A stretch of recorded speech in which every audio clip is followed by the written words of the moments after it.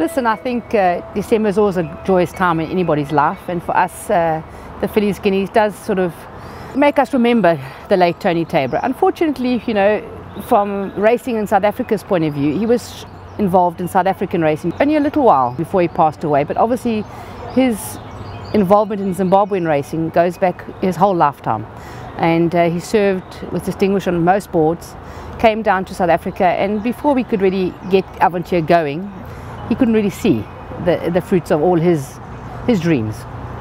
He's clearly looking down on you, because the good fortune that he was blessed with goes back as far as 1989 for me, when the first race on the card was won by a horse called Right Prerogative. Right Prerogative, Jungle Warrior, Castle Walk can't win it. Right Prerogative, Roland Song on the outside is flying. Roland Song on the outside, down the inside, Right Prerogative. It's going to be a close call, Right Prerogative, Tropicante. And the man, through his deeds, just seemed to attract good fortune.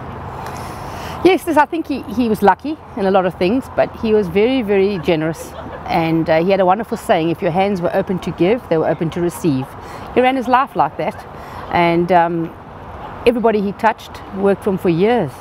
He was a hard taskmaster, but I think he didn't waste time on people that weren't interested. If you were passionate, that was his favorite word, passion. You had to have passion, and then you could succeed. As long as you stayed with him, you were going to go far. Well, I'm going to pick up on that wordplay. You said far, but let's talk about VAR, because here's a horse that is not just exceptionally good looking.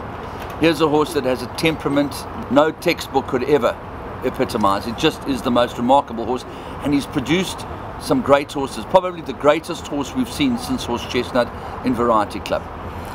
You know, obviously the people that follow racing follow his children and his stock, and that's the measure of how good he is. But for us on this farm, I think VAR was left to us by the late Tony Tabor. He believed in VAR. He was adamant he wanted VAR, no matter what they wanted to sell him for. It was ridiculous what he paid for the horse. But he was adamant the horse was coming to South Africa, and he was adamant there was something about him. And he is the most, I've worked with a few horses in my life, but I've never met a horse like VAR. I've never met a horse that touches people's hearts. Big, strong, strapping men. Get soft around this horse. He is the gentlest horse, but he knows his job, and he has not disappointed us. The situation as far as Valderrama is concerned is quite extraordinary, because there is no way you can pull the wool over anybody's eyes who makes the decisions as far as Frankel is concerned, and that really says it all. I think with Valderrama, there's a couple of things that spring to mind for me, and I suppose because I'm an enthusiastic person and it's my life, it's the fact that at last they recognized our racing. Because when I applied to send it to Frankel, they were perfect in their response. They wanted to know all about her, where she raced, how fast she ran, what she won. They'd come back to me. So when they came back to me and accepted her, that meant to me they accepted her racing credentials, where she came from, and as long as we were prepared to pay the service fee, they wanted our filly. So I think in that way, it made me realize that South African racing had arrived. Obviously, my good friend Mark de Kock has done a great job for us. Now we can get to these stallions. You've got the right horse, they're not laugh at us. They listen, they look, not saying they'll accept every mare, but she's one of the 20. She's been covered. Let's hold them, she's pregnant. Well, on the subject of Mark de Kock, it doesn't get much better than last year's Fillies Guineas, where you pulled the mercurial rabbit right out of the hat against all odds, and the rest is history.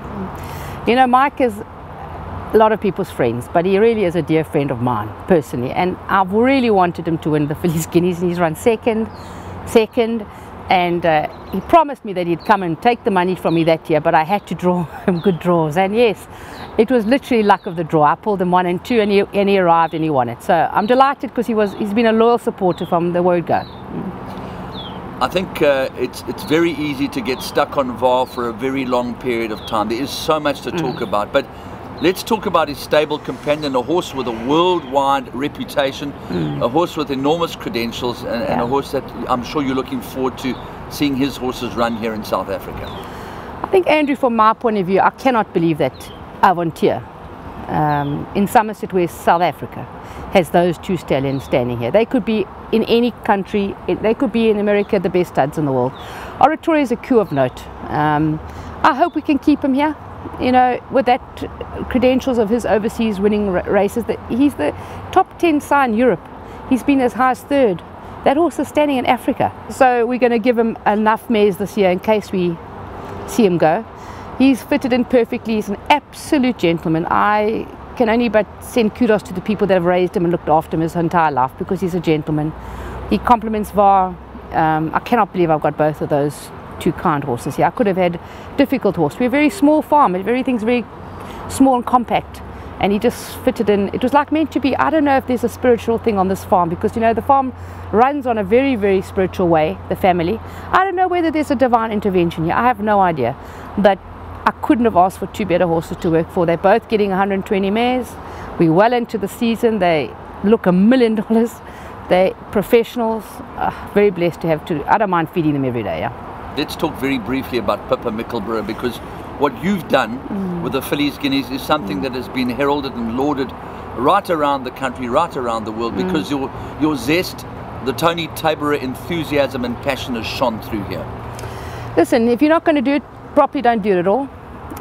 It takes a lot of effort, and, you know, yes, I'm the sort of the person in front here, but I've got a great team and we work very, very hard at it. I think this year I cannot tell you how important the R1 million stake was, and I don't think Pumalela will be aggrieved for me to say it. I've been chasing them for 3 or 4 years to meet me to get the R1 million.